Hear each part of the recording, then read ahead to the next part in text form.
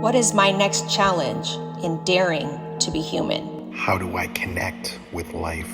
How can I let go of my need for fixed answers in favor of aliveness? How do I live free from the experiences that shaped me? How can we be the change the world needs right now? Join us weekly for stony conversations about life. It is our mission to allow life itself to reveal to us the answers. Welcome to Chasing Thoughts.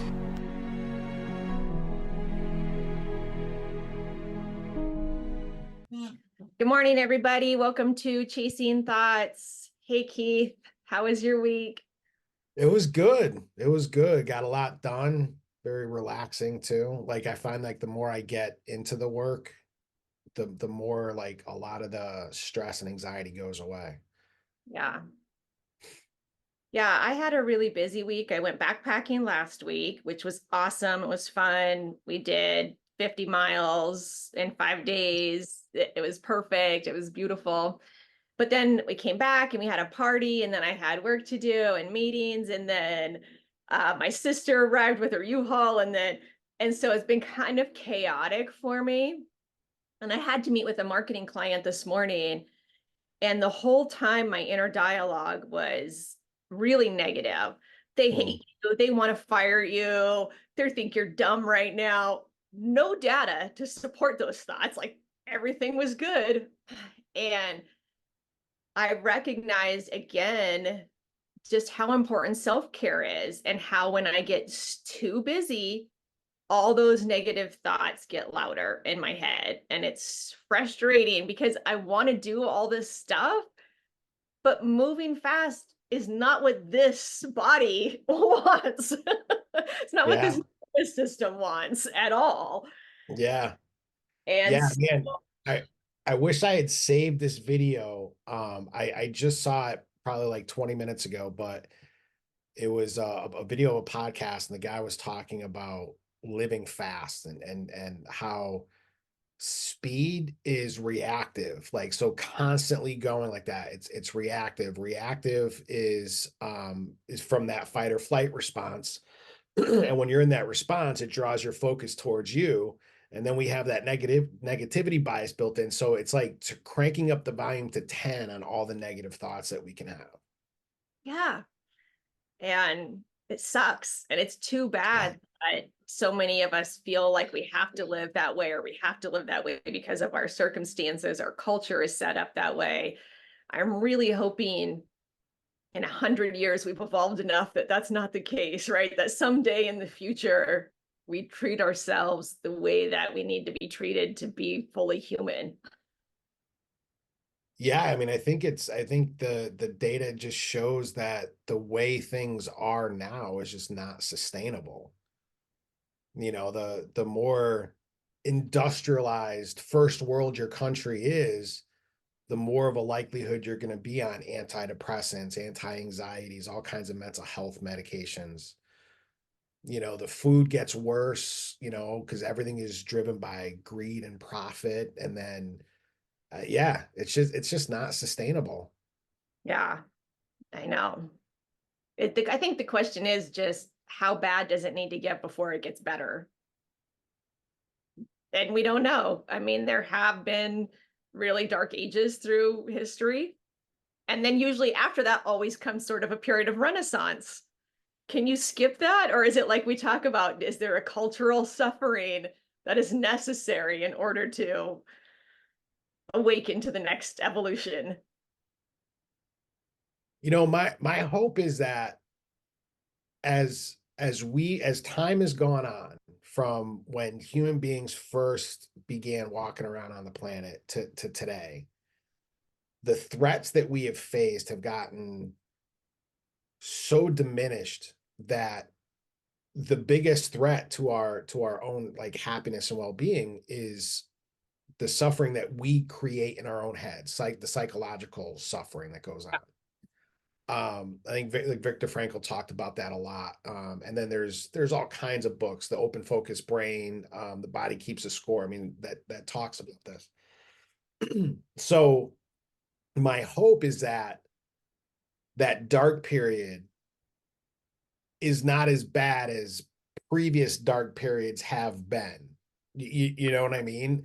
Because I do feel that there is an awakening going on, a spiritual awakening where people are realizing that spirituality is not something that you choose to have in your life or not. It just is. We are spiritual beings. It's part of the makeup of who we are. And I believe that there is like this change that's going on where people are recognizing that and then finding new ways. Yep. I just saw a video clip of Maria Sabina, the what do they call it? Like the mother of psychedelics and stuff that introduced psilocybin to the world. Um, it was her great grandson talking about how we're getting to this point where we see people are hurting like mentally, with a lot of the stuff that's treated with just Western medicine are now coming more to the ancient plants, and actually finding relief, Yeah. so I really believe there is like this awakening going on. So that's like where my hope lies. And we're just not going to have to go through as much. Yeah, I heard a funny comedy bit by Mark Maron the other day talking about Prozac, and he was saying, if you are alive in today's American culture, particularly, you should be depressed. Like you're looking at people suffering everywhere. You actually have a normal response, but because society tells you it's not, you get medicated for it. And then because the masses are medicated, change is happening less fast because we're not feeling the like discomfort and disgust with ourselves that we need to feel in order to change. And I thought that's such a smart way to Oh, say it, right? Like, yeah. I don't know if that's happening or not, but it certainly is interesting to think about. And I think the difference in what you're talking about with like ancient medicines and plant medicines is current like antidepressants are designed to stop it, right? Stop feeling this way, stop thinking this way. The other ones are designed to lead you through it. Yes. And that's a huge difference. It doesn't just take it away from you. It actually helps you work through it. Yeah. Yeah. And that's why I love that analogy with black holes and white holes.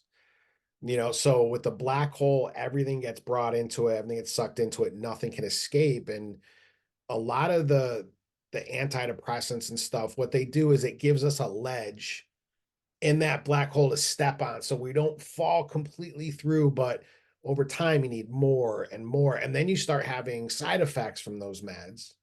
And then you need more meds to deal with those side effects, and whereas I mean, psilocybin and cannabis for me was that thing that brought me through it. I was able to work through and still am working through that fear so that you can go on the other side. And that's where the white hole comes in, where nothing can enter it, but everything comes out, and they believe the Big Bang was, or one of the theories is that it was a white hole. So literally life comes from moving through that singularity of fear. Yeah. Whew. It's not for the faint of heart. No, it's the hardest thing I've ever done. And like I said, still doing in my life, man. Yeah, I know. All day, all morning, I've been working since my, thoughts are negative and my anxiety's high. And so it has been work for me today to remember who I am, bring myself to center, not listen to those thoughts. And it's effort. Yeah. Yeah. So I know we talked on Monday and there was a topic that we came up with, and you said, let's talk about that. But for the life of me, when I was preparing for this yesterday, I could not remember it. And I didn't text you because I was unloading the U-Haul. So what were we going to talk about, Keith? Oh my God. This is so funny, dude. So this morning I woke up and I'm like, all right, what were we gonna talk about? I That, completely forgot too. And it was a good one. yeah, I remember we're Wait, like, yeah, that We should do that. Yeah. Was it in our text? Come up with a zillion things to talk about, but um, I do remember being excited about whatever we were talking about on Monday.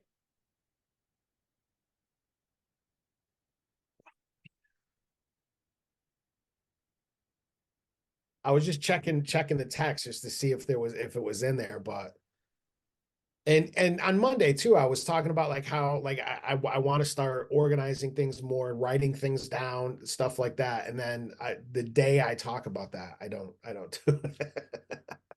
Yeah, that's that balance that you and I are both trying to really feel into is being with the flow and space and being organized and productive in the world and Yeah. managing spaces. Yeah, and that was this so this is my sheet that I prepared for my notes for Monday. So I got the title and the date on there, and that was it. Hey, you got to celebrate whatever you accomplish. Even if it's 1% that you got towards your goal, you celebrate it because that makes Yes, your brain yes. go, yay, I did something. Yeah. No, I'm gonna hang that. I'm gonna get some tape and just hang it on the wall above my computer. So like next on Monday, I'm like, all right, now I got the notes going, right? Oh, Just yeah, that reminder. But baby steps. yeah. And that's really been like the biggest thing I've been finding, like going having the structure versus flow, is because I've been thinking about that a lot.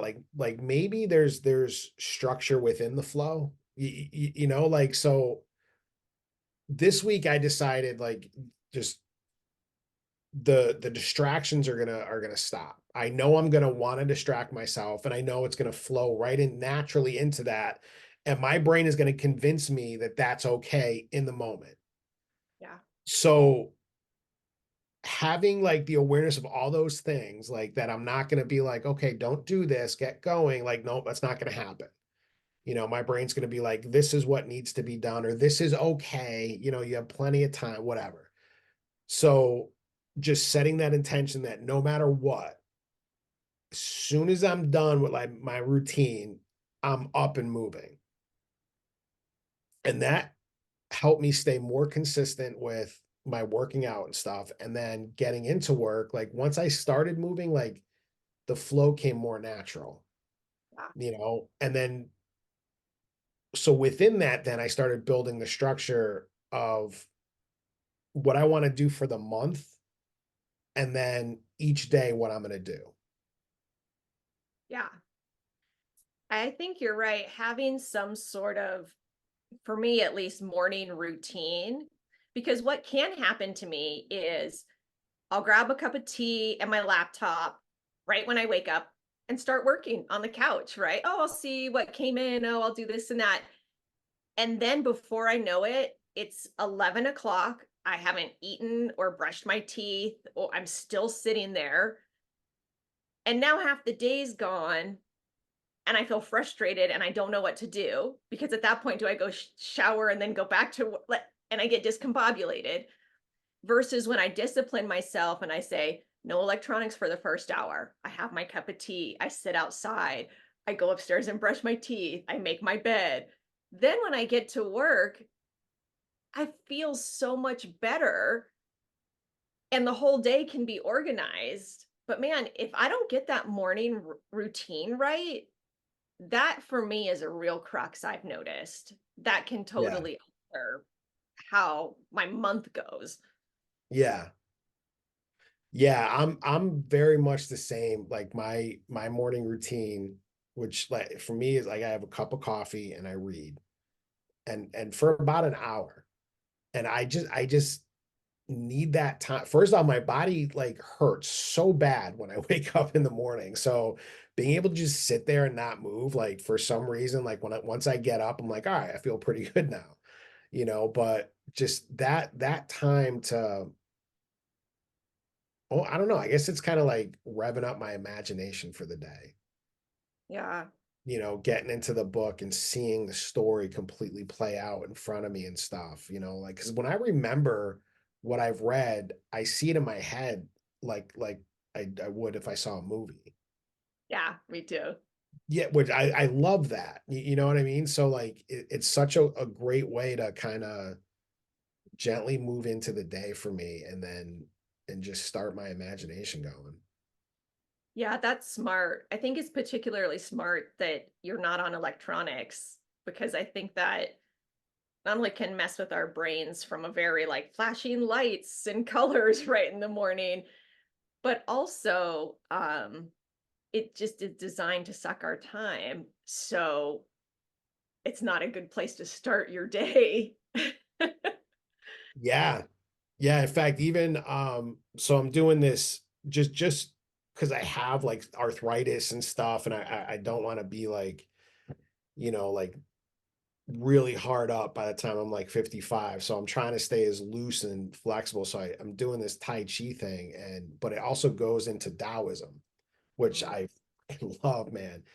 And the guy that is teaching it was talking about how in Taoism, one of the things that you do in the morning is as soon as you wake up, you go right outside, 10 minutes, just breathing, not doing anything, so I leave my phone in the house. I don't even put my shoes on, just go outside, stand in the grass and just kind of feel the sun and everything. And there's nothing miraculous about it, but it's I don't know, it just feels such a great peaceful way to start the day.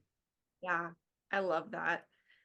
Yeah, most mornings I try to go out on my porch, but it's not always the first thing that I do. And I think I'd like to change that because I think what you're saying sounds really powerful and nice. And for me, it's a lot about um, when I go right to my phone or my email or working, it's like the world gets me first, right? Yes. And I'm not Yes. spending any time for myself or to even like acknowledge myself. And when I do have a slower morning where I'm going, sitting on my porch or doing something, it's feels so self-honoring, like, okay, I'm a human. I know myself. It it almost seems like I would never wake up and ignore my husband, right? When I see him, I Right. say good morning, but I'm totally okay ignoring myself Yeah. in the morning and not giving myself that time to just be without work or doing or tasks. And it's such an easy and I think natural habit to get into, especially with like all the dopamine release that comes from social media or whatever, like, oh, 20 people like this, somebody commented that, they whatever was good. So you wake up, the first thing that you do is you start checking all that stuff, which means that stuff is more important than you. Like your identity is coming from that. And then that's when you're going to start getting into like, oh, I got a negative comment or something, and where it starts becoming devastating. Yeah. Yeah. I think I need to rein in some habits again. I've gotten a little off track, and that's summer and I'm busy. And I think this is pretty normal. It's easier for me in the fall and winter when things are very regulated in my life. So I think that's something I need to do here because I've been all over the place. Yeah, yeah, yeah. Dude, I really think like that whole idea of busy, like when we talked about how to live better, even though we're in the society that we're in, and I think that's one of the things is learning how to keep our minds slow when our bodies are busy. Yes, because that's when you're present. Yeah. And a lot of those old habits come up when we do get busy. Yes. In fact, I was just reading, man, why am I not going to remember his name? Whenever like I want to remember something, my brain's just like, yeah, no, no, no, no. It's like playing keep away with me. Joe Dispenza, geez. Um, and I think one of the dangers of like too much structure, like we have like this super structure, which is the way our society is built for us to be, where we have like basically 8 hours of time where we can just be alone, but all that other time is accounted for in a very routine way. Just same job, same tasks, everything is the same.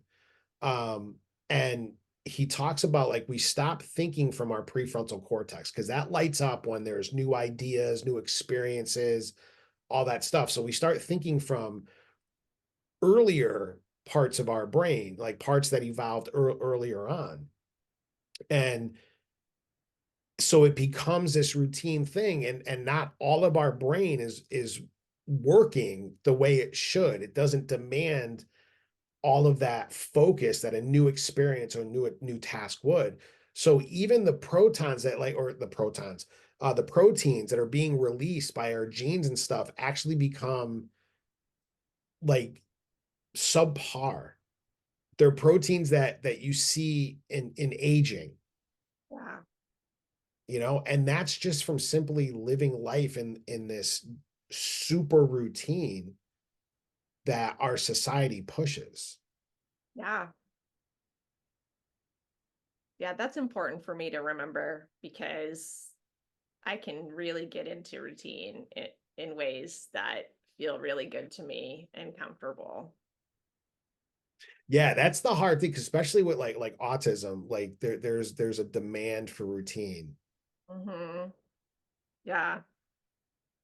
Yeah, it's interesting to get to know yourself deeper and deeper and build these new patterns and routines in your life to support you. I mean, that's what we're both doing is really trying to figure out not only our businesses and interacting with the world, but what do we need to be optimized and who are we and how does this human body and this consciousness all work together so that we can honor it. I love that Bruce Lipton podcast I sent you is so great, and it talks a lot about sort of the stuff you were mentioning is how it works with your DNA and how your brain recodes itself and how your beliefs impact that and how it turns on certain genetic indicators and really fun stuff. But one thing he said, now I'm going to forget what it was. See, my brain's all spacey today. Were you Uh, smoking before? yeah, I did. Yeah, yeah, I mean, yeah. partially because we always do that, it's kind of the podcast vibe, but partially because when I got home from that client meeting, I was so stressed. Yeah, And weed, I always say this, but it helps me feel like I'm in my body. yeah, Because when I'm stressed out, it's like I'm up here hanging out above my body and I can't feel anything. And then when I smoke, I'm like, okay, I'm yeah. here. And the stress goes away. Yeah, it does that for my focus and my thoughts. Like normally I feel like skipping a rock across like a calm lake. Like I feel like my thoughts are like that. They're just surface level and they can't go deep. And then when I smoke, I'm like, like Bugs, the old Bugs Bunny cartoons, like where he just digs in the earth and just like digs like so fast. And I'm like, that's what it feels like. I'm just digging so deep down into my consciousness and into who I am so Yeah. easily. It's Yeah. beautiful. It really is. I'm very, very grateful for it, particularly in my life right now, because I'm going through a chapter of inner exploration. And I'm so stoked I get to spend so much time doing it. Right. It's so good. I love it so much. Dude, I was thinking about that the other day, and then this thought hit me like a frying pan, like right in the face. Like, the hell are you doing? Like you're doing nothing. Mm. You're talking into your phone or into your compute, and then Oh, that's it. And you think you can make a living doing this? Like and it's weird because like that thought has like just taken a seat in my mind.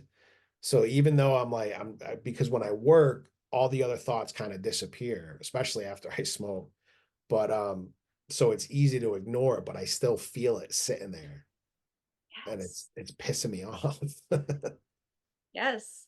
Yeah, I have a very similar thing going on with the same path. And that's part of what was stressing me out today is this client was talking about video production and could I do this and that? And I said yes. But inside I was just thinking, I'm not good enough to do this. I'm not educated for all the insecure thoughts. And so then I lack confidence. So then I think they don't like me. So then I'm showing up smaller because right, and it's like a snowball where if I could just be like, "Ugh, shut up," and still show up big, but because of where I was this morning, I couldn't do it, right? Sometimes you're able to get on top of it and sometimes you're not. Yeah. Yeah, 'cause sometimes it comes, like, as a knock on the door, and sometimes it comes as, like, someone kicking the door down. Yeah. I think that a lot of people have the same version of that thought. I can't love everything in my life or my life can't be good so that I love my work and I feel good about my work and I have a good merit, right? There's this idea that something has to be bad, something has to be drudgery, it has to be hard. And so it's hard to accept that you can get what you want. And I'm right there with you as I build this new life. Yeah, it's interesting how in mental health, emotions that are bad have become disorders. And then I guess, like, the unspoken part is that the emotions that are good, that's where we should be 100% of the time, and if we're not, something's wrong. Yeah.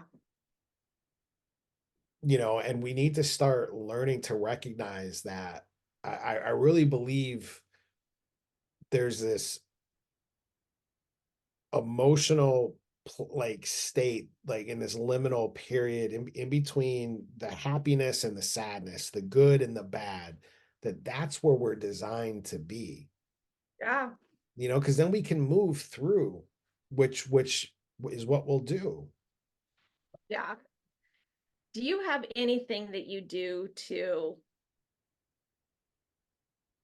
I guess, bring yourself into the moment, recover when you're really anxious or stressed, when you're not showing up as you want to? Like, what are your tools for in the moment transformation or like getting a hold of yourself?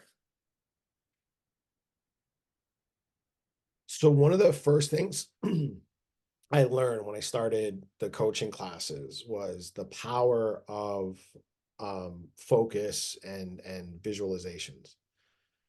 And so one of the things I do is, like, I'll get into that state, and then there'll be a point where, like, I'm like, oh wait, this is what's going on. So I'll get all anxious, and my first reaction is going to be like, why am I feeling this way? I shouldn't feel this way.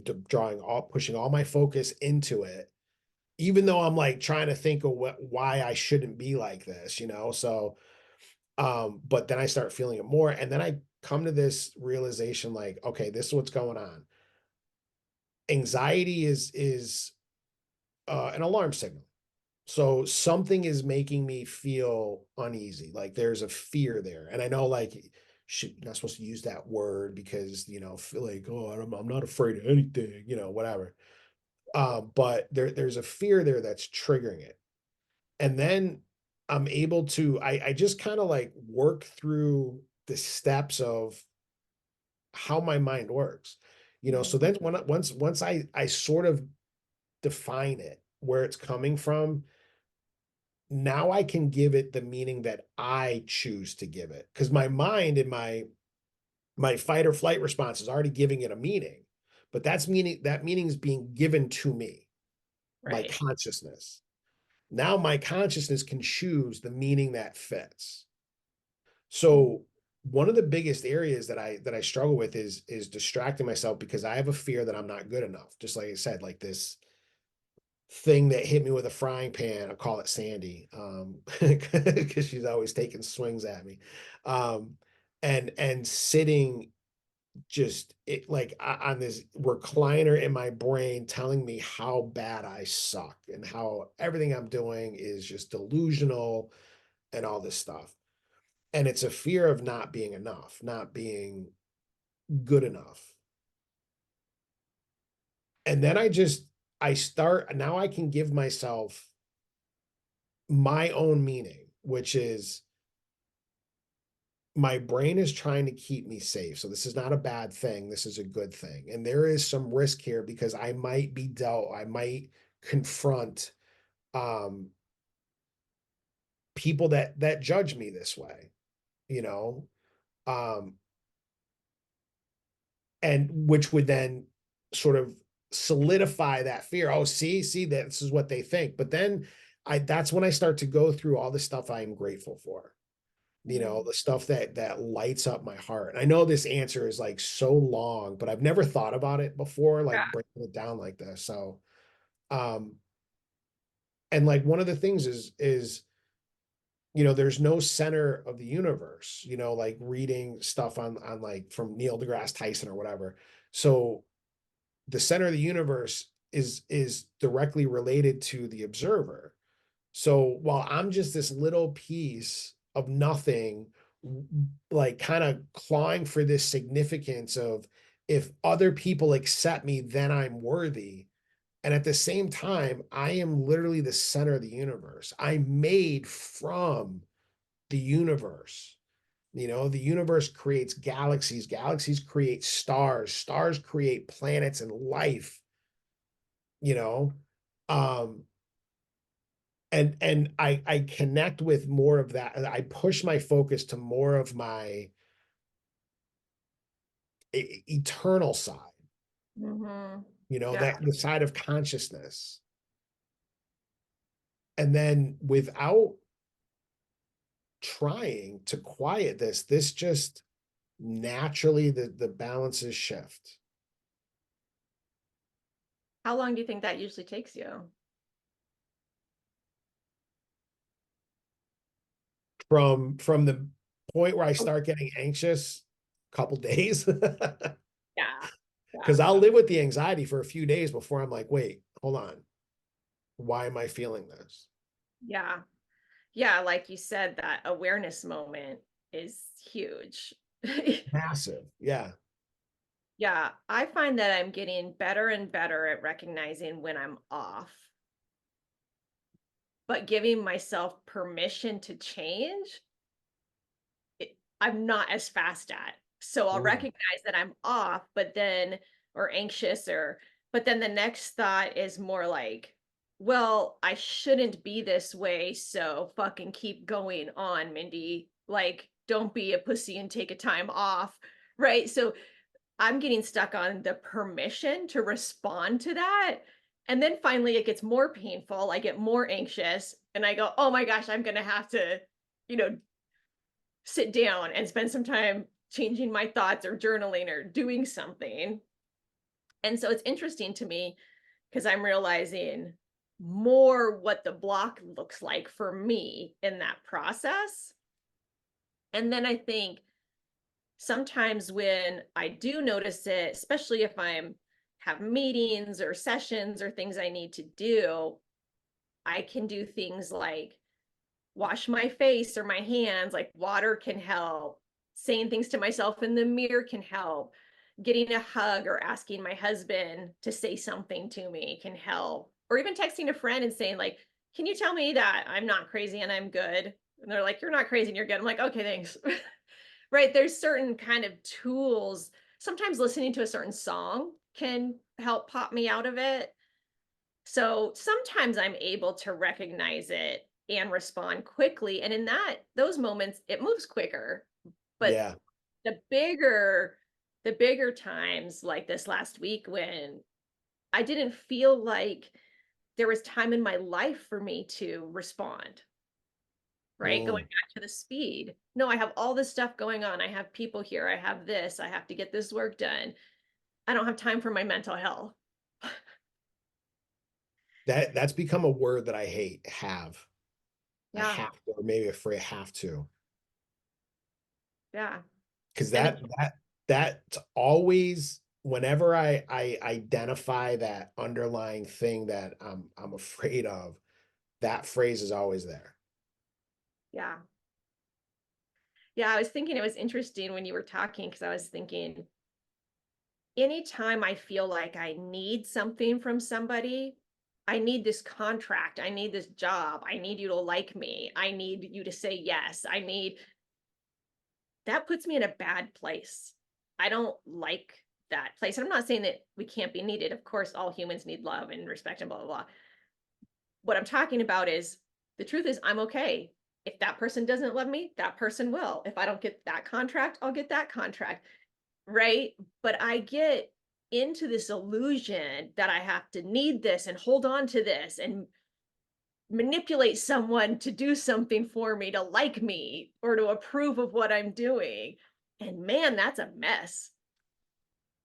Yeah, yeah, yeah. Because it's what I realized in my life when I'm doing that. It's because I feel inferior to that person.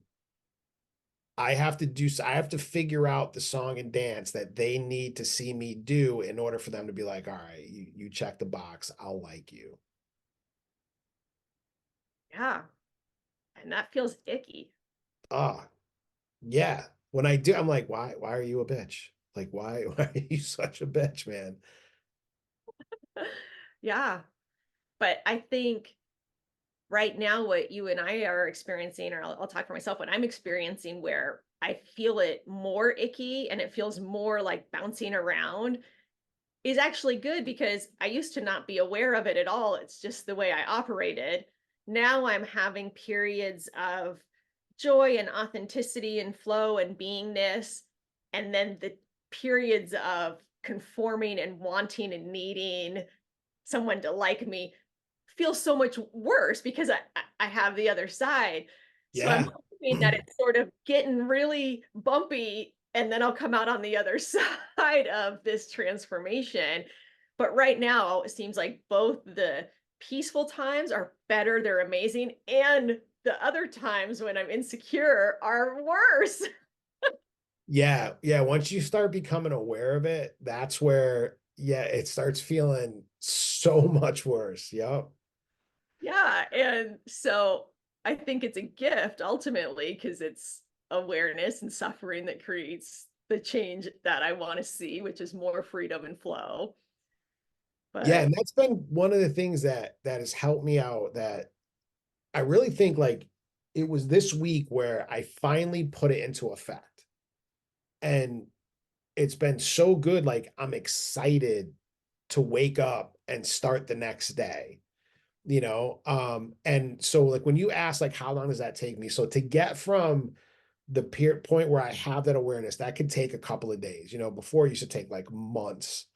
yeah, Um, and now like, all right, a couple of days.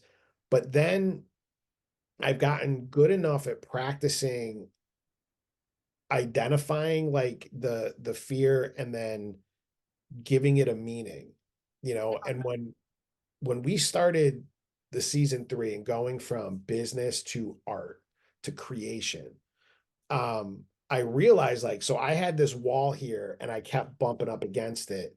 And that change didn't break down the wall. It like teleported me like Star Trek style, like to the other side.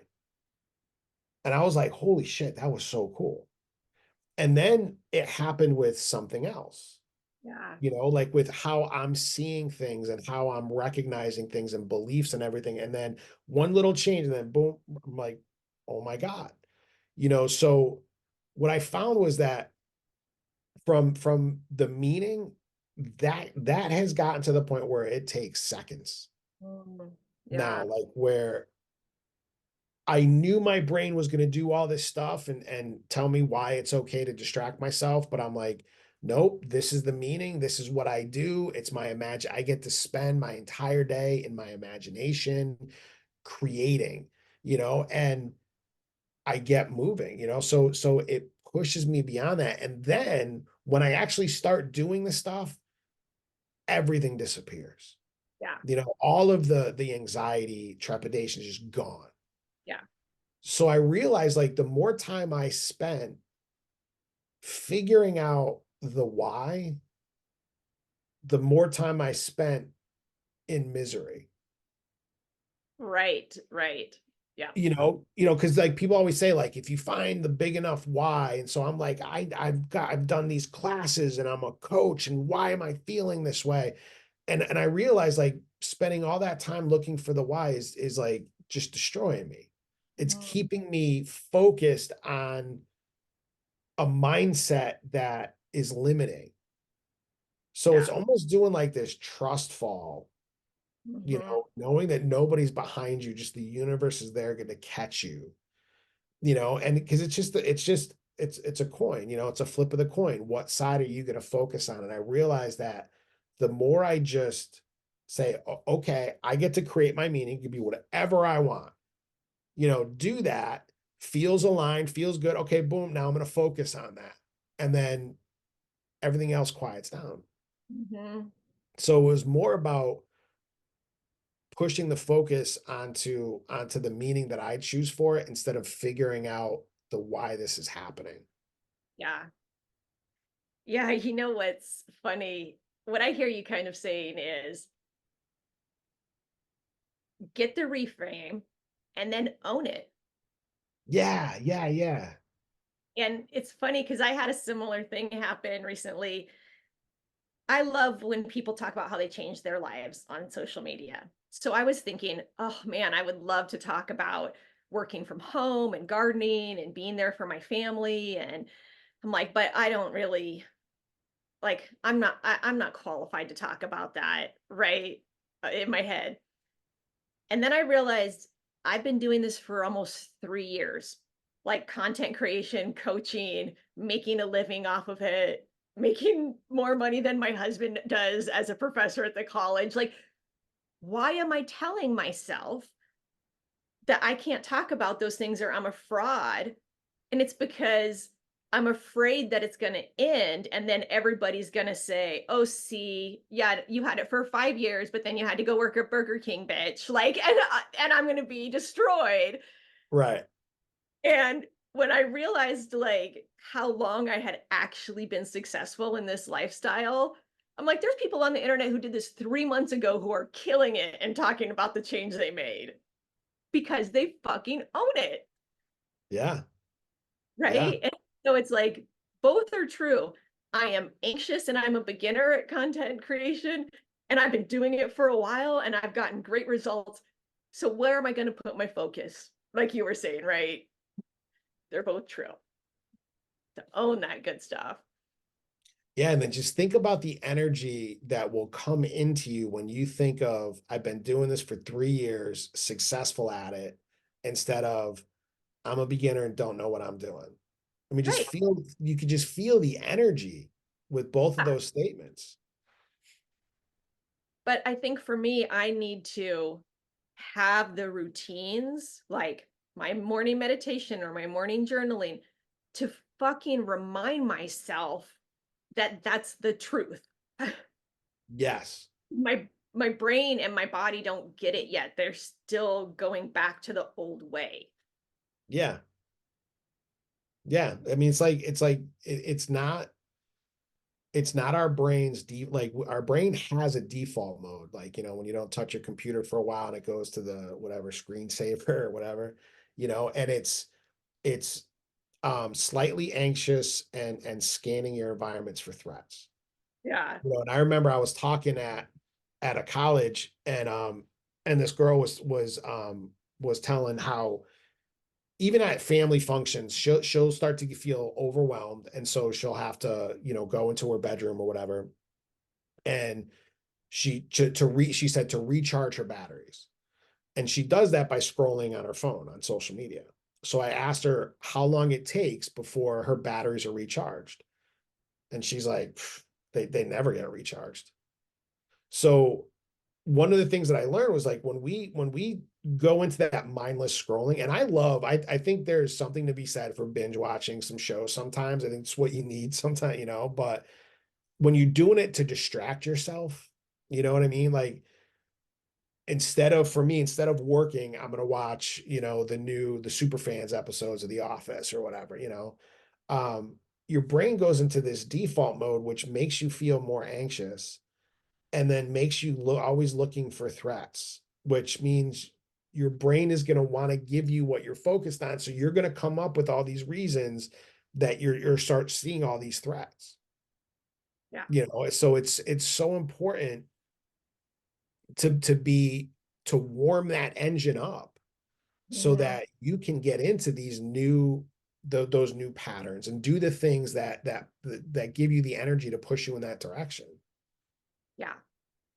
And I think that recognizing the difference, because I have the same thing you're talking about, and it happened to me this week. So I was overwhelmed, doing a lot, felt really stressful.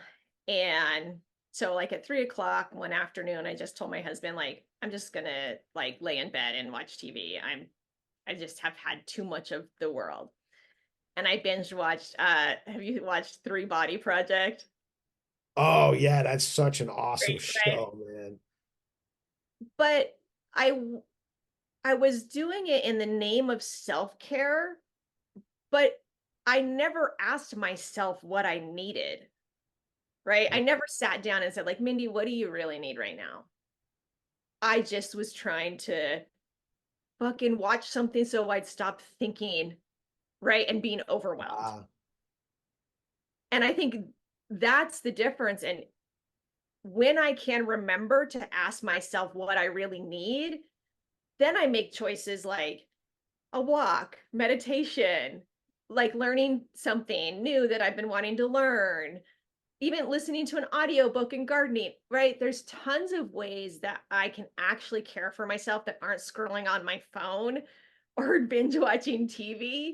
And like you said, sometimes that's necessary, but it's not often when I check in with myself and ask myself, what do I really, really need? That my soul says 6 hours of Three Body Project. yeah, yeah. Right? And so I think that's something I'd like to do more in my future is before I select one of those activities of I'm overwhelmed, I just have to stop this from happening, right? Taking a minute to ask myself what I really need. Yeah, I think that is that's so smart. That's like what when I like say like we got to Scooby Doo it, Yeah, see totally. really who it's about, and like pulling the mask off the monster at the end. Yeah, Because there was so much stuff that I would say I would be doing in the name of whatever, and then you pull the mask off and you're like, oh, this is actually just all about me and distraction and not wanting to feel a certain way. yeah. Distraction's huge. Yeah. Because I mean, there is a major difference between not wanting to feel a certain way and wanting to feel a certain way. Yes, well said. Yeah, Like when we put all the focus on not wanting, I mean, that's what we're gonna feel. yeah. And that's what distraction is, right? As I'm laying there watching the Three Body Project, even unconsciously, I'm like, oh, good, stop the overwhelm, stop the overwhelm, stop the over, which is not, it's still focusing on the overwhelm. Versus, I think if I would have made a healthier choice, I would have found, peace and beauty in my garden and appreciation and gratitude. Those things are more accessible in those other activities than in binge watching TV. I just like when you were saying that, like you're just going through your mind watching the show, like stop the overwhelm. And then you mentioned gardening. And immediately I'm like, okay, that is a relaxing, like I've never seen like a movie or anything where a gardener was like running around like crazy. It's always Right. like slow, just digging in the dirt, big sun hat, Yeah. so we can focus on telling ourselves to stop the overwhelm, or we can take the action of relaxation, of slowing down Yes. just by going in your garden. Yeah. Yeah.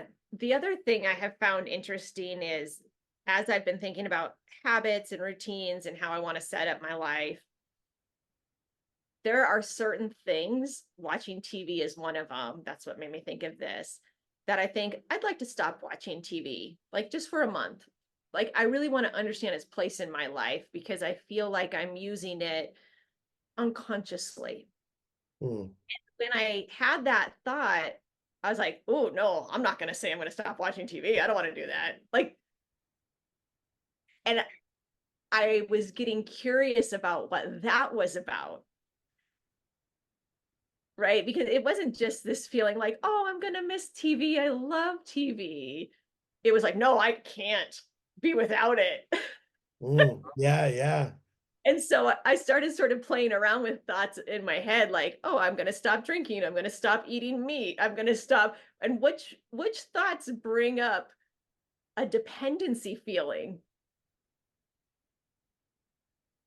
That's really interesting. And it's like an inconvenient truth. I don't want to talk about it. I don't want to Yeah. say which thoughts brought that feeling up because I'm scared that I'm going to have to take action on it. Yeah, you know, like the one time I felt something similar was when thinking about when I realized um my issue of PTSD was an issue of identity. Mm, And thinking about my first thought was like, all right, I'm gonna change my identity and like take veteran out. And then like, and it was that reaction, like, no, I felt like I would be cutting off a limb, yeah. you know, like that desire to not do that was so strong. Yeah. And when you have that feeling, do you think it's fear or do you think it's like, is it good or bad? What's that feeling saying to you? It wasn't a bad feeling as far as like I didn't feel anxiety, I didn't feel anger. It was a sternness of no, Mm, almost like an intuition, like yeah. this intuitive thought of nope, that's not it. And it was so strong, like I did feel that sense of like I would be denying a part of myself. Mm, So yeah, I never thought about how the feeling, but it wasn't something that I would say is a negative. It didn't give me, you know, that negative feeling that anxiety gives me. yeah. Have you ever had a feeling kind of the opposite direction where your intuition tells you, like, do this, do this, do this, and you just let it keep saying that and you don't make the change that you are being told to make? Do you ever Oh hear? yeah. I do that all the time. Yeah. How do how do we get better at responding to that faster? And this is the what I found is the cool thing. Like the answer is both harder than you can imagine and easier than you can imagine. Like at the same, like one of those paradoxes. Um, I think it's to get better, you have to practice.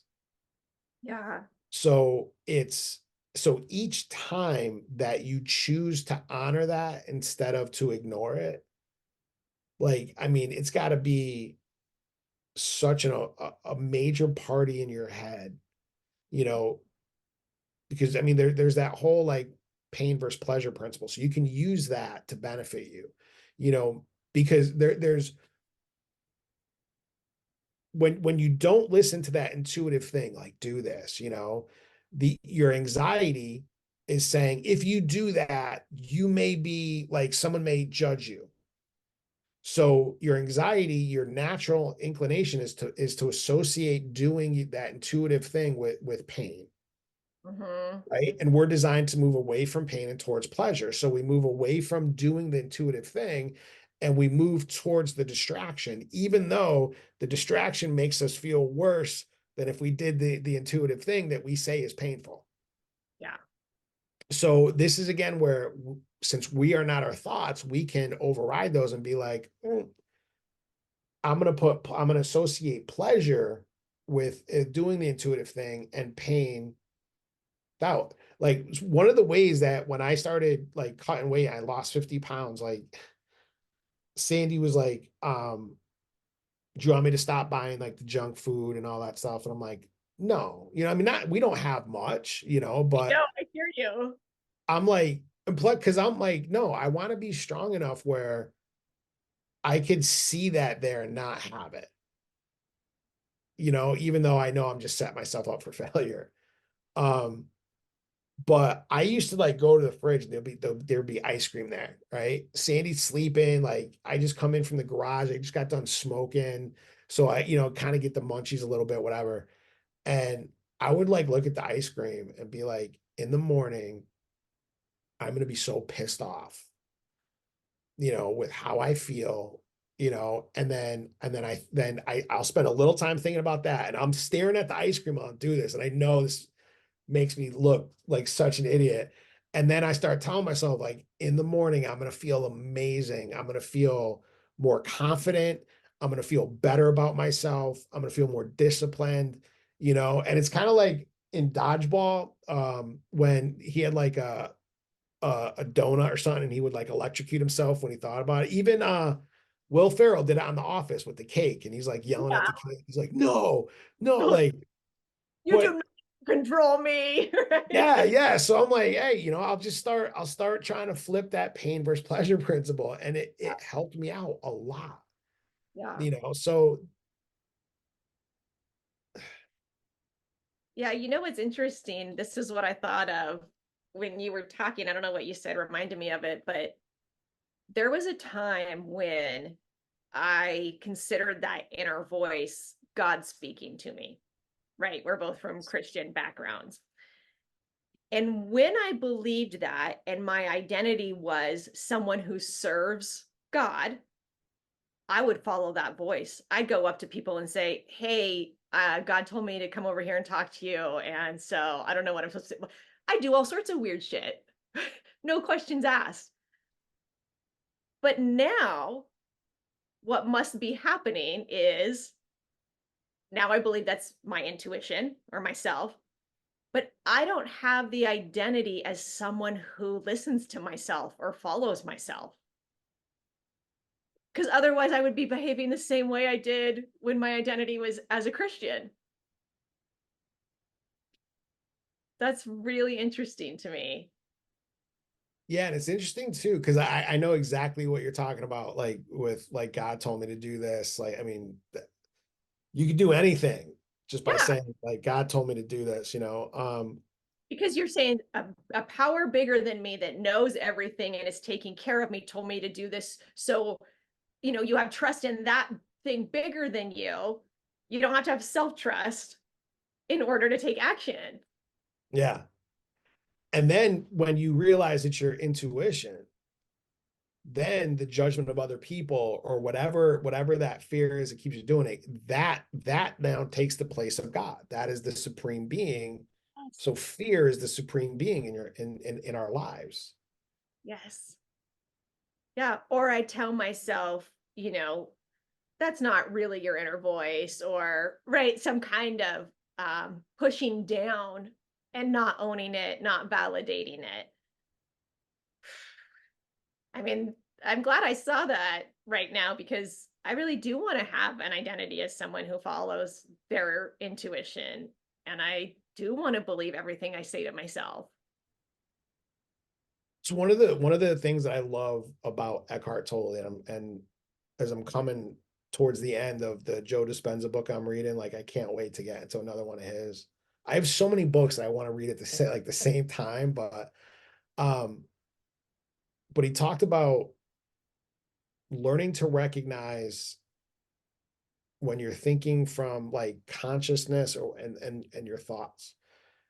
And I've gotten and visualization has helped me out on this like so much, just seeing a divide in my mind between my thoughts and then the consciousness. So the way I see it in my head is like my brain and all the electrical impulses, those are my thoughts. And then there's like this sun that's just above my brain, and that's me. That's the consciousness. And for some reason it allows me to kind of feel a gap between certain thoughts, thoughts and like more of like the intuition. And then just trying to spend more time thinking from that level, Mhm. has helped me out so much, because then I can see that those thoughts are just things. They're just bits of information that are going by by like the computing system of my mind, of my brain, to see if these things fit. Mhm. Does this fair fit here? Do we need to be afraid of this? And 99.999% of the time it's no, because I don't need to be afraid of the judgment of others, Yeah. you know, and then thinking from that spot, I can kind of look down on it and see that happening, instead of, if I'm in my thoughts, whatever's going through, I'm thinking that this is real. Mhm. I don't know if that makes any sense, but I never try to like think of Yeah, it. I think, let me see if you relate to this. A couple months ago, I would have totally agreed with you, and that was a good process. I feel like where I'm at with pushing my comfort zone right now in my life in a lot of different areas, it's like my brain goes into like panic or freeze. So even when I see it that way and go, okay, brain, like this isn't real, like we're gonna do this other thing. It's like a glitch. It's like click, click, click, and it doesn't, my brain's just like, no, no, no, no, no. It's like a panic response. And I mean, I'm guessing that's just pushing my comfort zone a little bit, like really edging out on that growth zone. But it's been challenging for me to respond to that, or to not be frustrated with myself for responding that way, to have Hmm. compassion. Do you ever respond that way? Do you know what I mean? When your brain just doesn't want to reframe, or it doesn't want to stop feeling bad, or think about, like, it has an attachment to it, and I have to find ways to soften that attachment before I can believe a reframe. Yeah. Yeah. There are times that I call them my depressive cycles, like where I've said before, like I can be depressed, but I'm happy. So Mhm. I'll start feeling, it normally starts with like I'm easily frustrated and I'm just angry for no reason. Yeah. And my anger looks nothing like it used to, because like before I would be snapping at Sandy, at the girls, whatever, but now I'm just more melancholy, just, and it'll be like, a few days will go by, and I'll do all the things, all the tools that I have, at my disposal, try it out, nothing works, still feeling that way. And then it'll hit me like, oh, okay, wait, I'm just going through a period of depression. Yeah. And what I've learned to be able to do, um is surrender to that and be like, okay, it's what I feel, and it's just a feeling, and it will change. So we're all good. Yeah. But like you said, like we're all different, so that took me, what, I've been working on all this stuff now for 10 years, from when I started it to today. So that took me 10 years to get to the point to be able to do that. Mhm. And we're all in different places. This, me, with working and people's judgment of, am I gonna, or just believing in myself, Yeah. that's still that brick wall. Like I'm still practicing all that stuff. So it's important to know where you're at, and then also how much you can push, and then when you need to stop pushing, Yeah. and just retreat to the garden, man. Yeah. Yeah. I think it's hard because the dreams I have right now are so big. And for the first time in my life, they really seem like they're coming true. Like it's happening, it could happen. And so when I reach those limits and I need to give myself care and compassion, the resistance is like, no, I want this so bad. I have to keep doing these things to make it happen and I can't give up and I can't. Right, and I think that, of course, there's some good pushing of self, right, to get Right. but knowing when to push and when to give myself compassion is something that I'm still learning. Yeah. And like the greatest athletes in the world, especially like the what do they call it? Like the X Games or whatever, like the crazy people. Like the cliff diving in those suits and stuff. There's always like when there's tragedies that happen, there's always like a thing of they pushed a little too much. So when you push, I mean, it's good to push to a point, but when you push too far, that's when injury happens. Mhm. Even working out, Yeah, you push a little too far. I mean, you can throw out your back, because you start getting a little bit, you get tired and fatigued, and you start getting sloppy, and then it's easy to make a mistake. yeah. I think for me, this is where routines and schedule comes in really handy because it's hard for me to self-assess whether or not I'm doing enough or not in any area. Am I doing enough rest? Am I doing enough exercise? Am I doing enough work? But when I have a routine, I look and go, yeah, I followed my routine, so everything's okay. Right. Oh, I worked out 3 times a week. I did 5 hours of work a day. I did. But when I don't have that, it's harder for me to quantify, which makes it more anxiety producing. Hmm. And I don't know if Yeah. that's true for like autistic people, but that's one of the things I really get out of routine is a sense of steadiness and self-awareness that I'm doing the things I really want in my heart to do, not just being pushed around by my own emotions or life. Right. Right. Yeah. Yeah, the thing I love, because I mean, even just this whole conversation shows how we build our own worlds, Mhm. and there's not one right way. So I'm very routine driven as well, like to the point like where if I'd work out Monday, if I don't work out Tuesday, I'm like week's shot. So Monday I'll try again. So the way I looked at it like almost hurt me more than Right. helped me. Yeah. Yeah. And then like started looking at, okay, is routine good or bad, and like this whole thing of like there is no such thing as good or bad, there just is. So it's the meaning that I give to it, but I knew I had this very strong drive for routine, but with the places that I would put put those routines into place like just did more harm for me than good.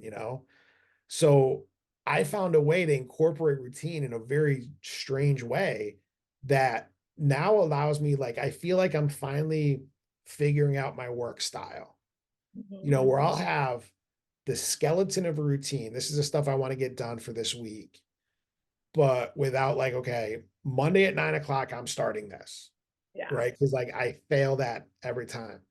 So at night when I go out to smoke, I have on my phone in my notes, it's like took me hours to create, but every show that I'm watching on all the different streaming platforms we have, like the shows, the episode, movies that I want to watch, and then I'll go through. So like day one, I'll do Netflix, then Disney, then HBO, whatever, and I go through almost like back in the old TV days, like where whatever's on Monday, like you got to wait until next Monday. Yeah. So, and that's what I'll do. I'll just go through that list and then start over again. Um, me and my brother used to really be into wrestling, like when we were kids. And then in 93, I graduated, stopped watching it and stuff. And I was in it for whatever reason, I'm getting like really nostalgic lately. So I made a list of every wrestling match that is on the streaming service. And I'm going through just like if I was watching Saturday afternoon, like wrestling again. Yeah, that's cool. And just that outlet for routine has helped me out. I've even opened up my, because for for me eating, like I didn't know there's autistic, I don't know what you call it, level eating, but I was like, oh, I'm a picky eater, like, but I'm not a picky eater, like my eating falls into like an autistic range.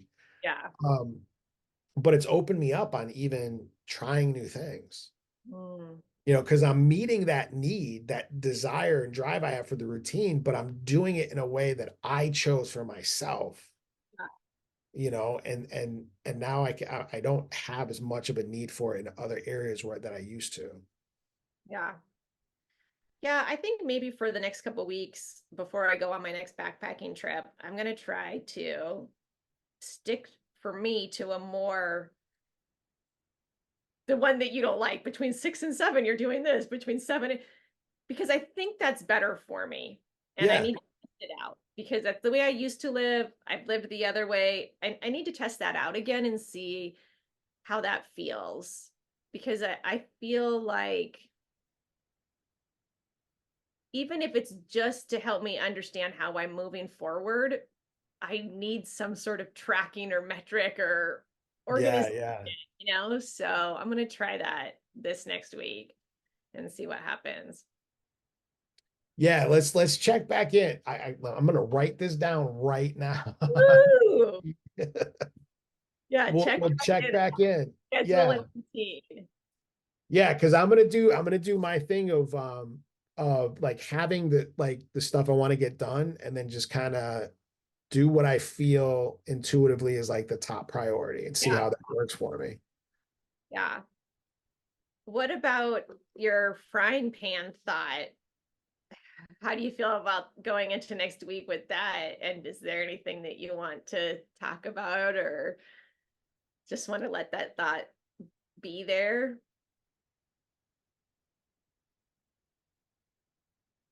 Yeah, it almost, you know what I wish I could do sometimes, like have a conversation with that part. I mean, I guess I could. I would just Ah, judge the hell out of myself for doing it, but I think that's a yeah, great idea. because I want to know why I still apparently have a belief that I'm not good enough.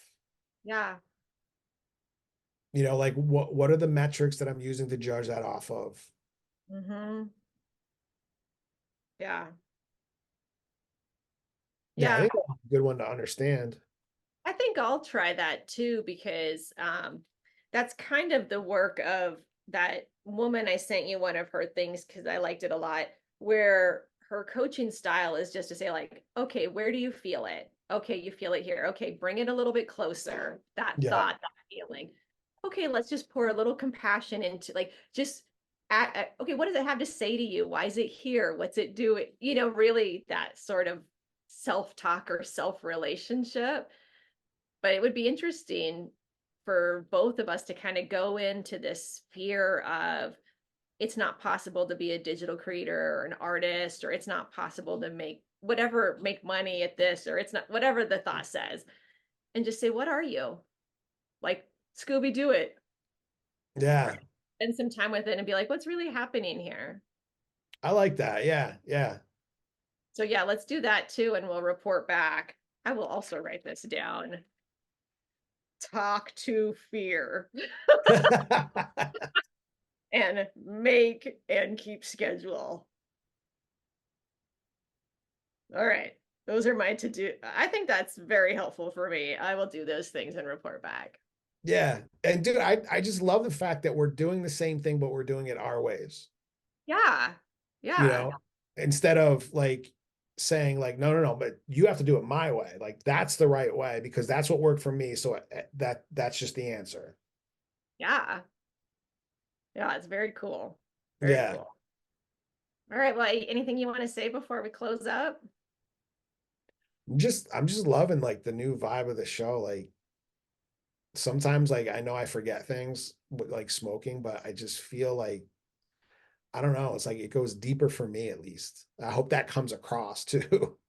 And I mean, right now, that's why you and I are here because we love this. And if other Yeah. people love it too, great. But we're doing exactly what we've been talking about and not conforming to what we think other people want to hear. Yeah. Yeah. So this is a place I feel like I'm practicing that in my life, and it feels really good. Yeah, I've actually put up a video that I probably would not have put up before, but this is like because like you being on here with me like gives me the courage to say stuff that I'm like, no, I'm gonna get judged. So yeah, it was about everyone talks about like be a lion, not a lamb and stuff. And I hear that a lot in Christianity, but Jesus referred to us as sheep and he referred to Satan as a lion, and so like the whole video was like maybe sheep are more badass than we thought. But like I would never want to like when they do that head button thing, like, dude, that Wow. things could probably like kill you if you did that, if they hit you like just straight up on the head. I like that. That's really cool. Yeah. All right. Well, thank you, everybody. It's been wonderful to spend an hour with you on Friday, and we will see you next week. Yes. See you guys later. Thank you so much for joining us. We are so grateful for all of our listeners. Please support us in doing what we love. It's as simple as hitting that like or subscribe button. It would really mean a lot to us. Thanks, guys, and we'll see you next week.